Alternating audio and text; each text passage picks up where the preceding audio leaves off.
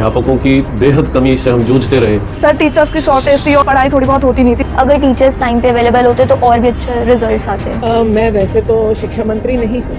बच्चों को 2 साल से अध्यापक नहीं मिले हैं पढ़ाने के लिए, क्या आप मिल पाएंगे? सब तरह मिले, कहाँ नहीं आप मुझे बताओ। मैं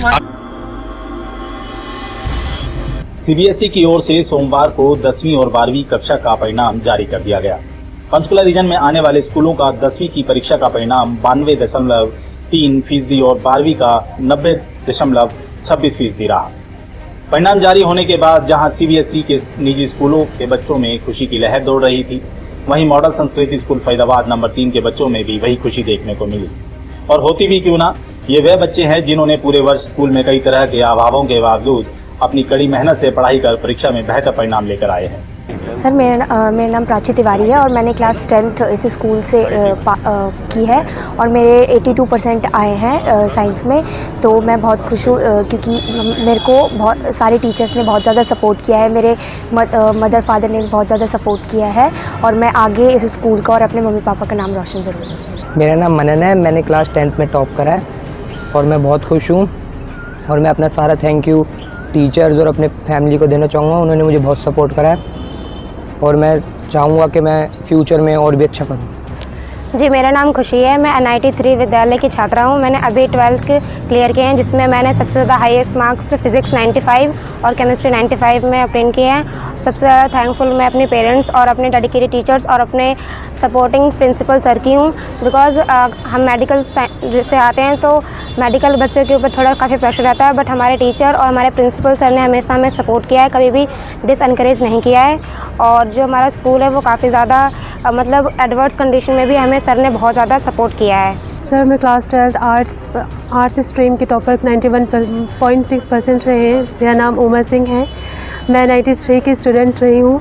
मैंने 11th में एडमिशन लिया था और यहाँ की आर्ट्स की फैकल्टी की शॉर्टेज होने के कारण भी हमारे प्रिंसिपल सर ने हमें बहुत ही डिसिप्लिन से सिखाया और इनकरेज करते रहे कि आर्ट्स के स्टूडेंट होते हुए भी हमने इतने अच्छे परसेंटेज स्कोर कर लिए। मैं प्राची सैनी हूँ, मैंने 10th में टॉप किया 83% से और जो मेरे पेरेंट्स ने और टीचर्स वगैरह ने सबने बहुत सपोर्ट किया है, इसलिए मैं यहाँ तक पहुँची हूँ। सर टीचर्स की शॉर्टेज थी और स्टाफ आया नहीं था, तो स्टाफ की कमी थी, तो इसलिए पढ़ाई थोड़ी बहुत होती नहीं थी।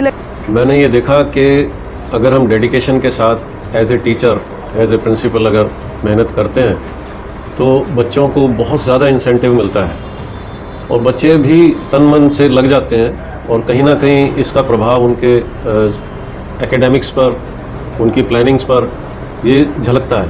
जैसा कि इस साल हमारा ये विद्यालय का तीसरा वर्ष है, जिसमें से एक वर्ष तो कोविड में ख़राब हो गया था, तो एक तरह से ये दूसरा ही वर्ष है।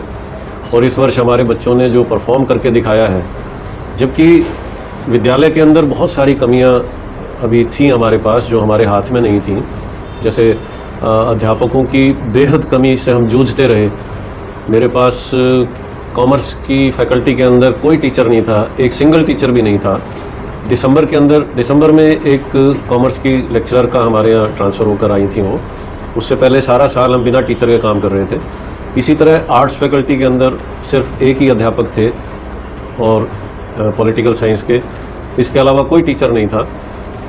लेकिन साइंस की फैकल्टी में हमारे पास तकरीबन कंप्लीट थी फैकल्टी, पर इसके बावजूद हमारे पास जो रिज़ल्ट्स आए हैं वो, अगर हमारे विद्यालय का कंपटीशन है कहीं फरीदाबाद में, तो किसी नंबर 1 स्कूल जिसे कहते हैं उसके साथ है हमारा कंपटीशन, तो अगर तुलना करें तो हमारे पास अभावों की बेहद अभाव होने के बावजूद हम लोगों के बच्चों ने जो हमारे जो रिज़ल्ट्स ला कर दिए हैं वो काबिल तारीफ़ है।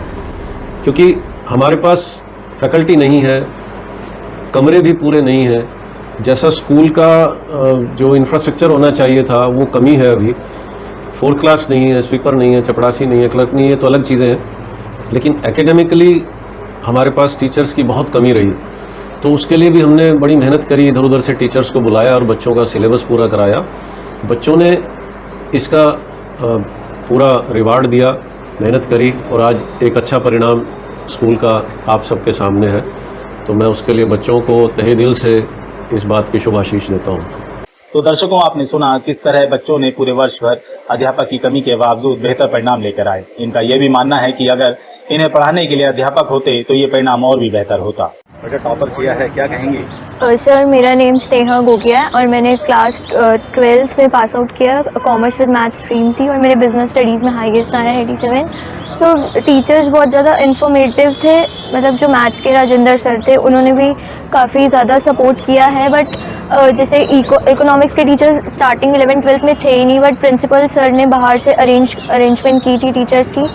सो अच्छे रिजल्ट्स आए हैं। अगर टीचर्स टाइम पे अवेलेबल होते तो और भी अच्छे रिजल्ट्स आते हैं। झूठ बोलने और जुमलेबाजी में माहिर सरकार बच्चों के भविष्य के मामले में भी अपनी आदत से बाज नहीं आई है।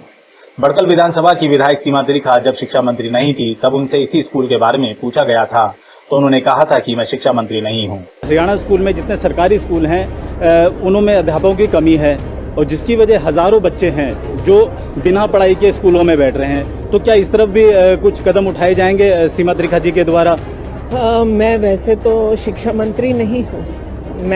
आप शिक्षा मंत्री नहीं हैं पर आप विधायक हैं, लोग आपसे उम्मीद रखते हैं। और आपको बताना चाहूँगा कि आपके जो बड़कल विधानसभा है उसी में कुछ ऐसे स्कूल आ रहे हैं जिन्हों में 500 ये अंदाजा है, मतलब एक इससे अधिक है, 500 स्टूडेंट्स के बीच में मात्र 2 टीचर हैं। आप समझिए किस तरीके से पढ़ाई हो रही है उन सरकारी स्कूलों की। मैं मंत्री नहीं हूँ, लेकिन मेरे को जनता ने जिम्मेवारी बड़कल की दी है। लेकिन सौभाग्य से मैं उसी सरकार की विधायक हूँ जो सरकार चल रही है। मैं ये प्रयास करूँगी उन तक पहुँचाऊँ। बाकी फरीदाबाद में मेरा प्रयास रहता है, मैं सबसे ज़्यादा स्कूल्स में जाने वाला, प्राइवेट हो, तभी आपसे ये बात कही। प्राइवेट हो या सरकारी स्कूल्स हो, स्कूल्स में जाने वाला सबसे ज़्यादा बंदा जो जाता है वो मैं हूँ। और मैं लगभग 6 महीने में एक बार हमारी जो डीओ मैडम है उनके साथ स्पेशली प्राइवेट स्कूल सरकारी स्कूल्स के जितने हमारे प्रिंसिपल्स हैं, मतलब एक स्कूल से 3 टीचर्स को बुला करके उनकी जो दुख सुख होता है, जो कमी है, जो जिसको और बेहतर करना है, मैं चर्चा करती हूँ। और मेरे मुताबिक जो मेरे को मेरी विधानसभा का मालूम है यहाँ तसल्ली बख्श है।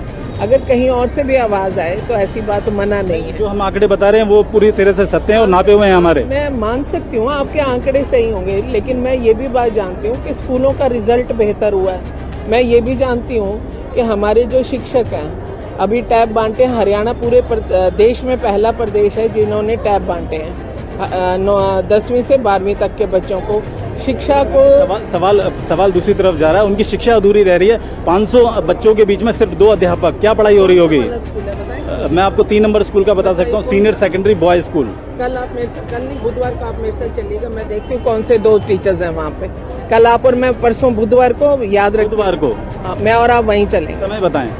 10 बजे। ठीक है मैम, समय पे मिलेंगे। जनता की उम्मीद पर पूरी तरह से फ्लॉप रही सीमा त्रिखा को पार्टी में गुना भाग के जरिए शिक्षा मंत्री का पद तो मिल गया, लेकिन वह शिक्षा व्यवस्था सुधारने के सवाल पर एक निकम्मे शासक की तरह झूठ बोलते और बहाने बनाते नजर आई। शिक्षा मंत्री बन चुकी हैं, फरीदाबाद के स्कूलों पर किस तरीके का असर होगा? स्कूलों पे क्या असर होना है? हमारी जो पढ़ाई चल रही है वो वैसे ही चलेगी। हमारे शहर के स्कूल के जितने प्राइवेट स्कूल वाले भी बेहद अच्छे लोग हैं और हमारे सरकारी स्कूलों की भी परफॉर्मेंस इतनी अच्छी है कि 3 नंबर संस्कृति मॉडल स्कूल जो है, मैं परेशान हो जाती हूँ, इतने दरवाजे टूटते हैं। मतलब उधर एडमिशन लेने के लिए लोगों का बस चले तो दरवाजा ही उतर के चला जाएगा, इतनी डिमांड है हमारे स्कूल। डिमांड तो है, पर हमने आपके संज्ञान में एक मामला लेकर आए थे कि वहाँ पर अध्यापकों की पिछले 2 साल से कमी चल रही है। क्या अब आप शिक्षा मंत्री बनी है तो उसमें सुधार होगा? ये जो शिक्षा मंत्रालय है फिलहाल 6 महीने के लिए मिला है। फिर भी नहीं, मैं झूठ क्यों बोलूँगी, सच बोलूँगी। 6 महीने के लिए मिला है और उसमें से 3 महीने अभी कोड ऑफ कंडक्ट है, 5 जून को खुलेगा। उसके बाद में फिर आप मान लें कि सितंबर से फिर हम कोड ऑफ कंडक्ट में आ जाएंगे। हमारे पास काम करने का समय जो है लगभग 95 डेज है, मैं उसे 60 डेज मांगती हूँ। बच्चों को 2 साल से अध्यापक नहीं मिले हैं पढ़ाने के लिए, क्या आप मिल पाएंगे? नहीं, सब तरह मिले, कहाँ नहीं। आप मुझे बताओ, मैं वहाँ आपने जिस 3 नंबर स्कूल का नाम लिया, मैं उसी स्कूल की बात कर रहा हूँ। उसका रिपोर्ट इतना अच्छा है, रिपोर्ट कार्ड इतनी अच्छी है। ये नहीं, हमारे पास तथ्य जी हमेशा ना वो गिलास आधा भी नहीं, मतलब आधा खाली और आधा भरा नहीं है। कैंपा की बोतल होती है ना, इतनी सी खाली छोड़ी जाती है कि सैचुरेशन की तरफ बढ़ता रहे। वो इतना सा हिस्सा जो है उसको आने वाले टाइम में ठीक कर देंगे। पर जो बच्चे बिना अध्यापक के पढ़ के बताओ गए, मुझे, जो अध्यापक के बिना भी बच्चे पढ़ रहे हैं तो बड़े अच्छे परिवार से हैं कि जो एकदम बिना अध्यापक के भी पढ़ के निकल रहे हैं। यार कैसा सवाल है। आप मुझे लेकर के चलो। आप जब आएंगे हम तब आपके साथ चलेंगे। आप जब मुझे ले जाएंगे मैं आपके साथ चलूंगी, ठीक है? जी जी।